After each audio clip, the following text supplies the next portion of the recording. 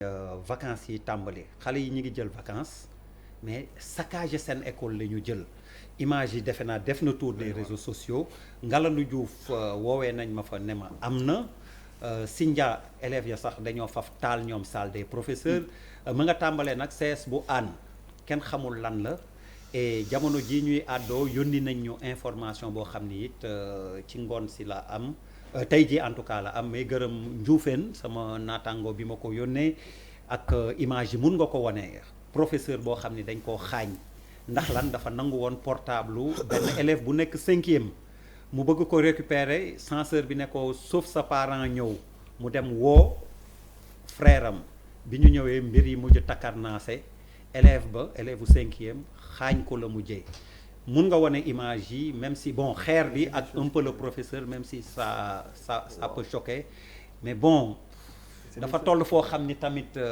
il faut qu'on pointe du doigt le problème Malick mun nga ko wane je te donne le feu vert ok donc tu nous montres gis-gis bi donc mi ngi noonu élèves yi di dem xotti seen cahier taal ay salle des profs Yérim affaire bi doy na waar de.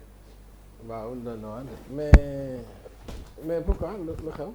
loolu la ñëpp di laajte on n'a pas compris am na ñu ne sax xëy na effet domino la ñii dañ ko def posté ko ci réseaux sociaux yi ñoom tamit bon effet de mimétisme ñeneen gis ko def ko ñeneen def ko docteur xëy na yow nga tamit ñu ci éducation bi la ñu fàtte di def enseignement kese te buñ ne éducation parents yi tamit sont interpellés lan moo ciy sa gis-gis.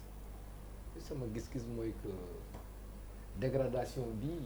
xeer bi la ñu dóor professeur bi ma leen di wax parce que dafa nangu téléphone élève bu doon déglu musique ak portable bi mu ko nangoo fii la ñu mujjee. dégradation éducation. éducation maanaam xale yi ça pose problème. et interpellation parents yi la aussi. éducation bi il faut que nit ñi gën a se rapprocher des enfants. les éduquer de manière plus en tout cas plus sévère. par rapport à ça. éducation lii dafa war a am toujours on a vu université temps yi lu fay xoon temps yi les passé c'est à peu près la même chose ñi sax à la limite ils sont peut-être encore jeunes encore que c'est pas pardonnable. mais oui encore que c'est pas pardonnable kenn mënu ko. et puis c'est normal boo defee lii boo yeggee université nga këf micro. waaw c'est ça le problème loolooy problème donc il y a une crise d'éducation par rapport à ça. Pape Djibril. man jàpp naa ne c'est depuis la petite enfance. xam nga tamit mënuñu nekk ci réew moo xamante ni ku nekk day yar en vase clos pour man li ñu war a gën a am consensus bokk na ci éducation. Mais c'est depuis la petite enfance te dañ koy négliger nag souvent da ngay bëgg a rattraper à l'âge adulte wala bu nit ki di commencer ñor li nga raté ci sa petite enfance damay xool bu baax le système asiatique mais damay gis ne seen yitte dañ koy def ci petite enfance bi entre 3 et 6 ans c'est extrêmement important après li ci des nag suivi lay laaj ak taxawu mais j'avoue que léegi éducation moom wax dëgg fa yàlla da ngay romb sax benn kër boo xamante ni à usage d'habitation ñu transformé ko def ko école xamoo ku fay jàngale xamoo lu ñu fay jàngale c'est ñoom le ministère de l'enseignement supérieur comme secondaire ñoom ñëpp d'accord nañ ne c'est un secteur qu'il faut revoir dans ses fondamentaux. difficulté bi ñu ci am nag mooy dafa laaj ay décisions yoo xamante ni courageuses. souvent très impopulaires au départ parce que tout simplement da nga toucher ay intérêts yu bari. li nga wax bi may préparer gis-gis bi y a un professeur qui m'a dit et il m'a donné l'information daf ma jox CM Dalifort la ma wax y a des élèves qui sont 120 dans une classe 120 mu ne ma nooy def ba xam sa benn élève mu ne ma souvent dañuy rencontrer dans la rue nuyu la doo ko xàmmee mu ne la sa élève la nga ni ko ban année la woon mu ne la non mais ren mu ne ma fait un devoir ci semestre bi soo mënul identifier sax say élèves naka ngay def pour les gérer c'est compliqué Malal gis-gis. waaw en fait c'est une crise boo xamante ne jar na taxaw xoolaat jar na taxaw saytu woote waxtaan bu baax a baax parce que c'est une question quand même qui fait peur c'est-à-dire quelque part il faut dire que est-ce que l'école maintenant parle aux enfants il faut identifier la faille nit ñi waxtaan ci. Charles. waaw der peut-être di nga may ma dafa am foo xamante ne xëy na foofu lañ ko waroon a tàmbale bu ñuy defar émission bi c'est par rapport à Doudou Sarr quand même qui a perdu son beau-père en Gorom. Doudou Sarr mooy manager Youssou Ndour pour les pays anglais en Gorom nga xamante ne moo wàññeeku tey vraiment di que avec sa famille son épouse vraiment ñu ñëpp voilà quoi présenter les condoléances yàlla xaare ko àjjana der par rapport à ça wax naa la que ñun chaque fois dama leen di ne nous ne sommes qu'au début de quelque chose que nous ne connaissons pas ngeen di ma ne non Charles de plus en plus der on ne récolte que ce qu'on a semé dëkk dafa am direction affaire yi leer nañ nit ñi xam kanay kan lan nga fiy def ba kañ nga koy def kan ngay dem der depuis quelque temps j'ai jamais entendu musuma gis l'âme de violence bu am Sénégal nii fii defe naa à part ñenn yi je suis le plus âgé quoi peut-être pourtant on est passé par des moments difficiles mais lu mu fi gis actuellement nous n'en sommes qu'au début fii wax discours politique mënatul ne sans que la violence ne s'y invite c'est violent c'est d'une violence terrible c'est-à-dire tous les modèles yu ñuy won suñuy doom violence la ngeen bañ xale yi violent ñuy dund si biir lu violence la ñuy dund si biir violence dans des quartiers qui leur donnent aucune perspective dans des établissements sans rien on a dama doon ne sànq 20 millions de jeunes non 8 millions de jeunes ont moins de 20 ans 8 millions de jeunes ont moins de 20 ans au Sénégal ça veut dire que ñoom seen problème école la war a nekk ak santé espace sportif loolu mooy seen kenn laaju leen ñuy liggéey kenn laaju leen dara mais parce que tout simplement quand ils voient leurs aînés ils voient pas des modèles qu'ils soient du pouvoir et ça il faut oser le dire de lampadaire xam nga der donc vraiment chaque fois ma suñu maam bu baax googa maam Abdou Aziz Dabakh Serigne Saliou c'est lampadaire là xam nga projet loolu yëpp amatuñu ko tey amul il a fallu que le khalife général des Tidjanes kii lu mu tudd de Touba wax fi benn affaire au mois de mars pour que dëkk bi ñëwaat à l'art normal dëkk bi faaw ñu waxtaan mooy lu muy wax faaw que lépp leer politiciens yi leeral du président de la République qui ne peut pas être un problème pour le Sénégal à un opposant comme Ousmane Sonko qui ne peut pas être un problème et tout le monde sinon on va vers des choses yoo xamante ne si biir dëkk bi xam nañ lan la ñëpp xam nañ ko on va y arriver docteur waaw suñ ko gisee dañuy fàttaliku rek ñun biñ nekkee xale niñ daan jàngee niñ daan respecté suñu njàng ak suñuy professeur ak suñuy maître daanam benn yoo xam ne nii daanañu lu ñuy wax déviant mais ak siwul woon fii tey toll nañu foo xam ni yaakaar na dafa laaj waxtaan wu yaatu surtout sociologue yi ak psychologue yi ak ñi nga xam ne tamit ñooy gérer les nouvelles technologies de l'information parce que ñun ñëpp soo seetee suñu kër yi tey waxtaan wi waroon a am jaxasoo bi waroon a am éducation bi waroon a am suñu diggante xale yi dafa manqué. ku nekk yaa ngi sa téléphone. parce que ku nekk da ngay xëy dem su ngoonee su ngeen ñëwee ku nekk yaa ngi sa téléphone wala yaa ngi ci télé bi te nit ki nag li muy gis. parce que éducation njàng lan la mooy liñ lay wax nga koy gis di ko jëfee ginnaaw télé bi la ñu nekk di waxuma seen télé yi de mais yeneen lañuy seet yeneen film kii bi lañ nekk voilà ñu ngi recherche fu ñu toll ay kii waaw yooyu la ñuy seetaan ku nekk da nga yaakaar ne loolu mooy àdduna loolu moo baax loolu mooy njàmbaar alors que ñun bañ nekkee xale dañu amoon objectif mooy nan ngay def ba nekk meilleur élève nan ngay def ba am diplôme bi gën a màgg nan ngay def ba ëllëg nga mën a sagal say waajur mën a tekki ci réew mi loolu nag tey dafa manqué parce que soo gisee nit ab xale di jël ay kayitam di sànni mooy faale wu ma njàng faale wu ma diplôme faale wu ma sama réew kon yaakaar naa loolu sauf que quand il arrive à l'école il explose mais qu'est-ce qui se passe à la maison? Mais à la maison il n'a pas de place il n'existe pas à la maison. L'institution de base est-ce que joue toujours son rôle?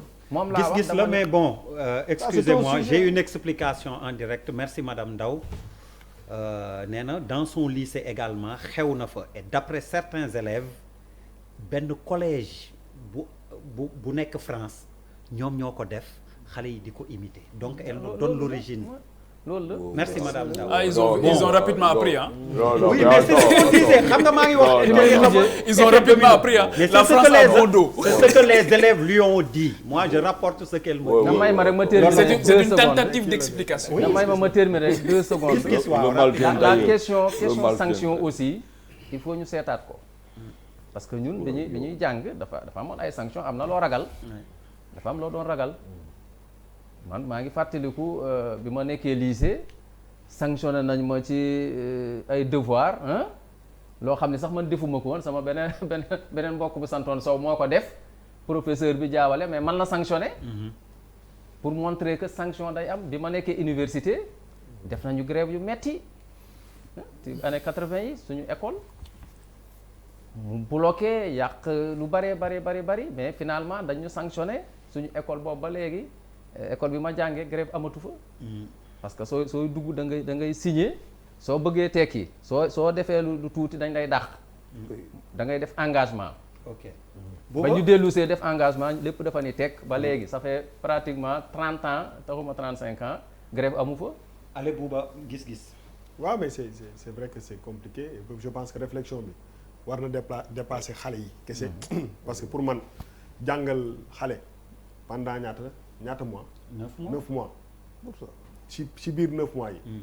am na acte yoo war a poser ba nga xam ne son dernier jour dina am leneen. mu nekk fekk quoi lu dul di saccager ay école donc je pense que quelque part affaire bi du ñëw rek jël sa da nekk professeur wala nekk kii taxaw di wax ak xale bi je pense que même ñiy former xale yi dañ leen war a aussi former pour que ñu mën a téye xale parce que pour man jàngal xale bi peut-être temps bi muy nekk ak yow su fekkee ni papa ju mel ni man mii la nga xam da ngay liggéey rek guddeeg bëccëg temps bi muy passé ak xale bi doo ko passé ak moom te donc je pense que aussi lii daf ñu war a yee ci lu bëri moom mooy que nan la ñuy former xale yi parce que au début des cours ba mu def 9 mois si processus boobu yëpp war nga mën a jege sax xale ba nga xam ne ruus na def yenn affaires yi ki sa kanam donc je pense que aussi daf ñu war a pousser à beaucoup plus de réflexion pour ñu xam parce que xale aussi ñu si gën a bëri gis nañu kii di ko def ñoom ñu topp si. et surtout li métti mooy envergure bi. voilà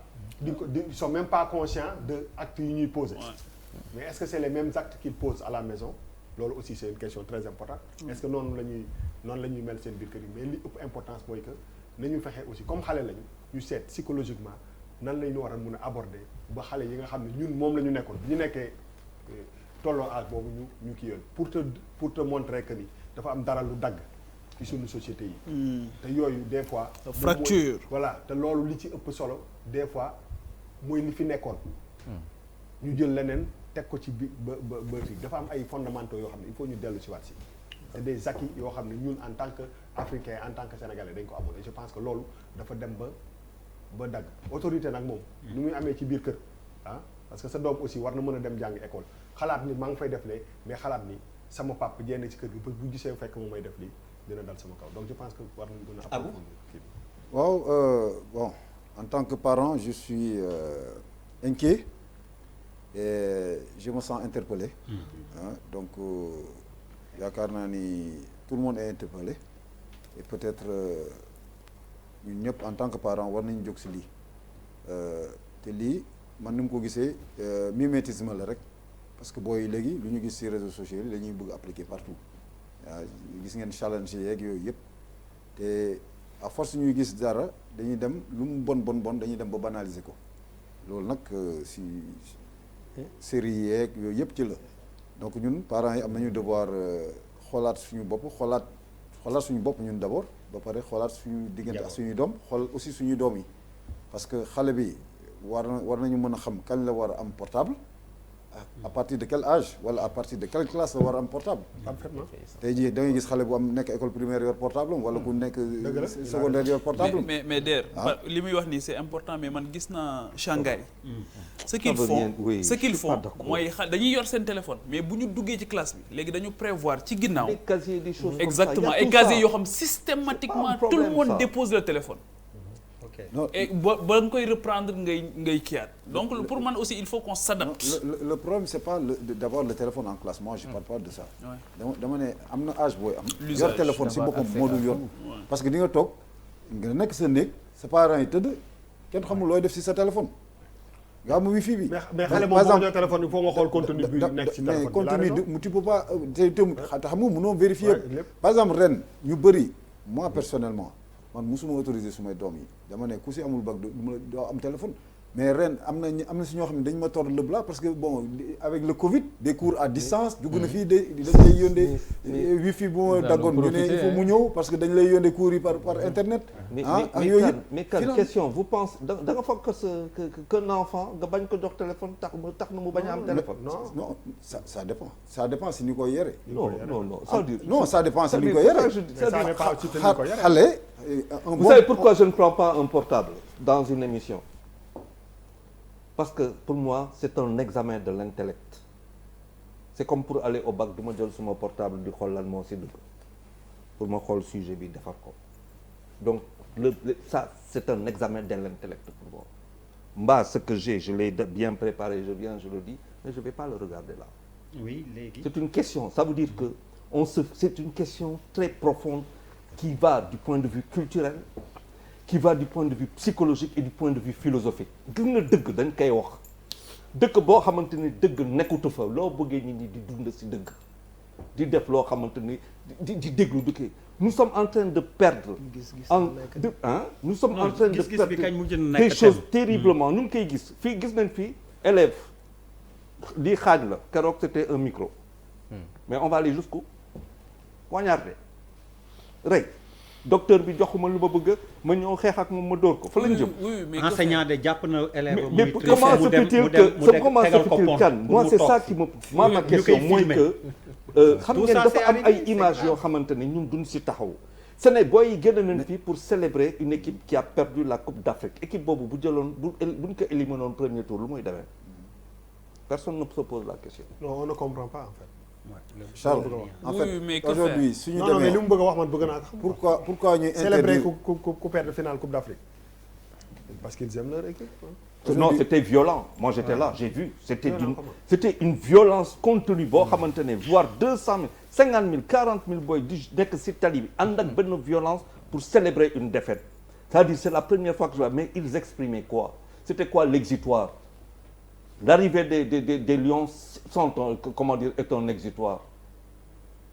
exutoire on n'analyse pas il y a benn kii de violence boo on va à un stade mu am benn match de football benn finale mu am xaw ma 8 morts xaw ma lu demee noonu Demba Diop ba tey mënuñ ko c'est-à-dire on est en train de voir des choses yoo xamante ni d'une extrême gravité pour la seule et simple raison que on a plus de mais Charles man bu ma déggee fi muy waxee gis naa benn scène boo xam ni pour montrer li muy wax dangerosité bàyyi ak xale téléphone xale boo xam ni papa moo def expérience bi et on l'a posté sur le net. mais c'est même pas bon pour le cerveau. mais justement wax ak xale bi sans mu xam ni moom la attiré ko door ñu enlever ko ba ñu ko dugalee ci oto bi la doog a xam ni ndekete mais moom il pensait parler à un copain boo xam ni ci net bi la ko gis di ko kii mais ba ne ko et puis plus âgé hein a priori fekk papaam la moo doon testé. xale bi génn ah. moom argument yi muy joxe moom mooy fondamental wu suñu société. c'est ça c'est ce que je suis en train de dire ñun ñëpp ci loolu la ñu yare suñu papa yi. xale bi dem na ba ci oto bi ñu jël ko. mais télévision sax jël effacé ko. télévision sax am na heure boo xam ne daawoo ko seetaan. mooy dëgg. donc loolu rek man en fait foofu laay waxee. c'est-à-dire tey jii xale bi su nekkee si néegam mais avec les smartphones là soxlatu ñuy def télévision interdit au moins de 18 ans wala au moins de 12 ans. parce que li ñu lay interdire ci télévision bi. mu ngi ci téléphone bi. gis-gis bi ci topp ñu dem ci tonnikat yu mbalit yi comme d'habitude dafa mel ni ñoom période tabaski bi ak fi ñu leen di gën a soxlaa la ñuy yëngal ñi dañuy sàkku UCG ñi ngi def liggéey boo am solo nag UCG mais dañu amel lu toll ci 20 entreprise yoo xam ni ñoom la ñuy liggéeyandool te ñooñu nee nañ mënatuñu. suñ leen fayulee boo moytuwul dinañ gàntal tonnib mbalit bi à partir altine fukki fan ak juróom-ñeent kon ñoom artu nañ. atte bor fay la. Malal wax na atte bor fay. nañ leen jàppale rek. parce que c'est pas le moment. fii ak lan la le 19. le 19 waaw. ah non xam naa gars yi nañu ko gérer. ah le 19 xam nga lundi lay tombé. parce que nag voilà non mënuñu toog fii di wax waxi Covid bi ni mu méttee. di wax. xam nga lu mais c'est ce que je viens de vous dire et puis day coïncider ak tabaski bi. c'est ce que je viens de. mbalitu tabaski beneen affaire la docteur ñu déglu docteur. waaw c'est violent ça. nag de toujours damay ànd tukuy revendiquer ay droit am. surtout mu nekk xaalis boo xam ne xaalis bu bari bu ñu war a fay. mais nag dañ nekk ci période tabaski bu difficile. ak mbas waaw mbas mi moom. defe naa docteur wax nañ ko sànq. mais tabaski bi ñu nekk ñëpp dañu war a xam ni affaire mbalit question bu am importance la ci tabaski bi surtout fii ci Dakar. nee naa leen gouverneur samp na fi 33 points de vente.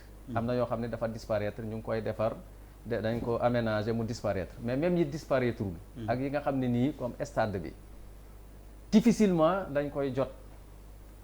parce que ñëpp dañuy wax ni dañu fi indi tuur fi mbalit tabaski bi day indi mbalit mu du jeex ba pare dem. moo tax duñ ko bëgg a joxe. gouverneur suñu ministère dañuy waxtaan ak UGC ak ñëpp pour rassurer nit ñi ni pendant la période bi ñu nekk nii dinañu nettoyer ba mu set juste après la tabaski dinañ nettoyer ba mu set loolu mooy tax population yi di accepter xarit yi ñëw Dakar parce que su loolu amul.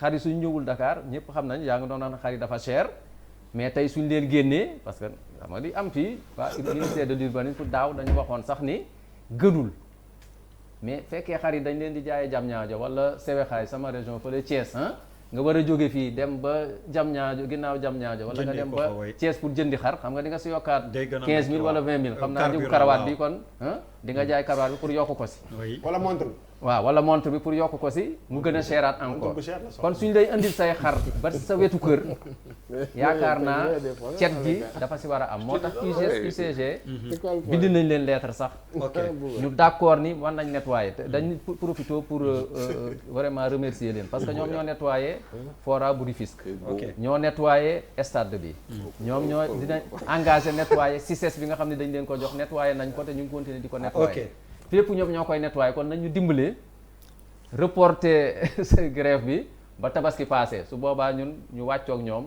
ñu continuer seen revendication. Je te parlais de violence. Pape Djibril. C'est violent. Pape Djibril. leen fay seen xaalis rek. est-ce que caajaay bokk na ci UCG dañu leen jaajëf. laaj ko Omar Youm. ñu leen yoralee xaalis. laajal El Hadj Omar Youm en direct. nañ leen fay nañ leen fay seen xaalis mais nag aussi nañu xool contexte bi aussi. ok c'est vu contexte bi. Bouba laajal El Hadj Omar Youm.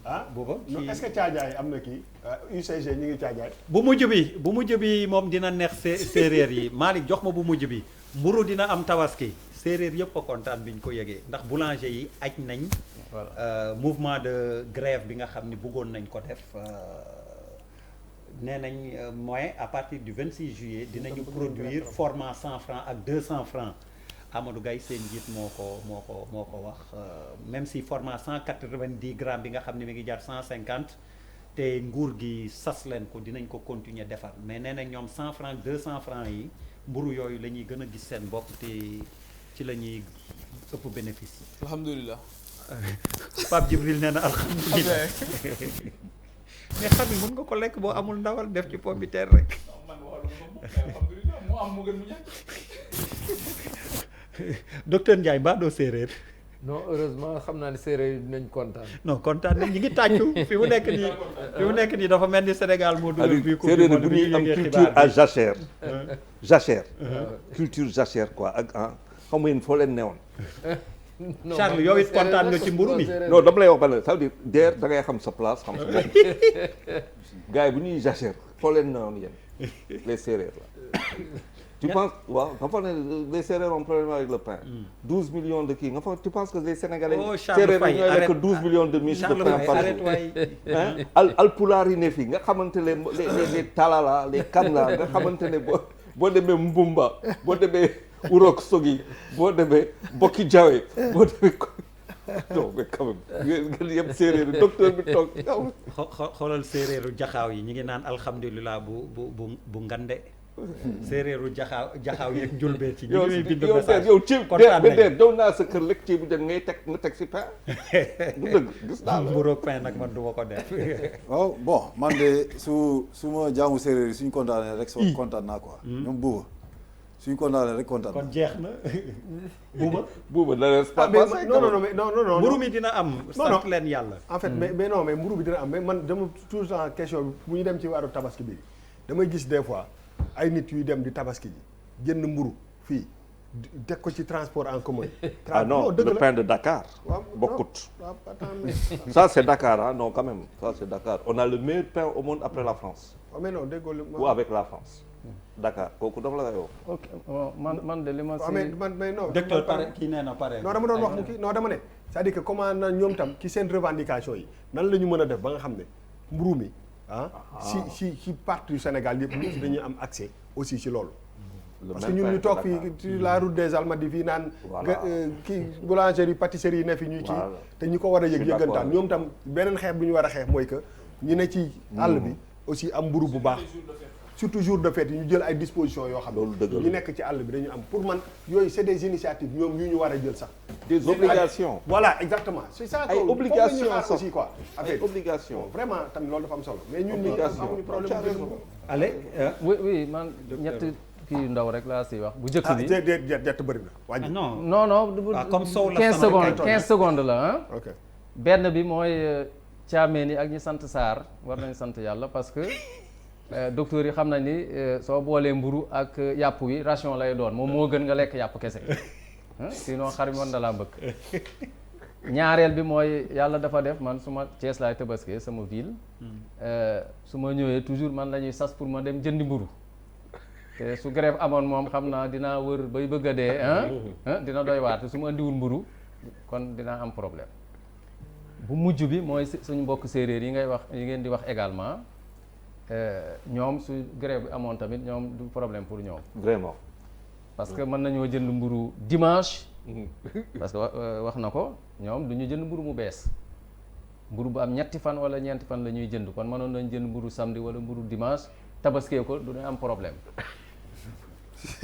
mais mburu da nga koy tàngal. Charles doy na yow kañ wax nga li ngay wax. non mburu da nga koy tàngal. vraiment Yérim. waaw mais au-delà de tout ça problème boulanger yi aussi il faut ñu régler ko. parce que dafa bari chaque fois c'est récurrent. maanaam chaque fois ñu ngi ci ay grève je pense que benn moment war nañ toog taxaw et puis xool même s'il le faut comme mburu dafa stratégique mais lu tax état bi du am minuterie état bi nay defar farine c'est aussi simple que ça comme ça mën a jouer un peu sur les prix à la baisse xam nga dem la bref daal je pense war nañ xalaat daal nu ñu mën a def ba régler problème mu boulanger yi quoi parce que j'ai l'impression que dañuy bricoler chaque fois après problème bi ñëwaat après gars yi grévaat xam nga bon il faut ñu Malal pour terminer moom du chargé mbokk kii wam yi mbokk séeréeram yi ñu ngi leen di gërëm di leen sant kon jàkkaarloo bi ni ngeen ci ànd ak ñun biñ tàmbalee ba nëgër nii di ñaan yàlla ñu passé semaine u jàmm yegg si ci Tabaski bi ci jàmm ñëpp feete ko ci jàmm te ñu moytu mbas mi ndax jamono ji variant delta bi mi ngi lëmbe réew mi jërë ngeen jëf ba beneen àjjuma incha allah di riir ngir jàmbaar yi loolu yu teddi